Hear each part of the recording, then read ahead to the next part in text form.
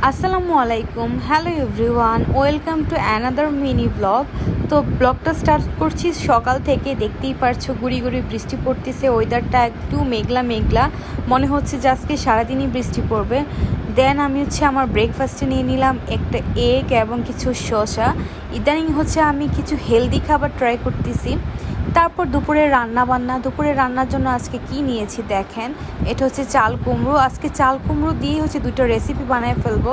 এটা হচ্ছে চাল কুমড়ো ভাজা আর কি, চাক ভাজি, আর একটা হচ্ছে কুচি কুচি ভাজি। চাক ভাজিটা আমিই খাবো, কারণ বাসার সবাই চাক ভাজি খেতে চায় না, তাই আম্মু বলেছে যে আলাদা করে এটা ভাজি করতে।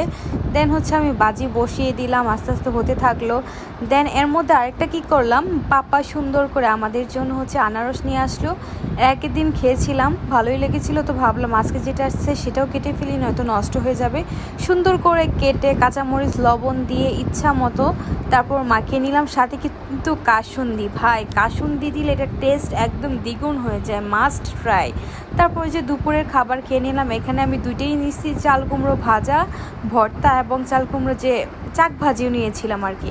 তারপরেই তো সন্ধ্যায় পিঠা খাচ্ছে এখানে। এটা কিসের পিঠা বলেন তো দেখি?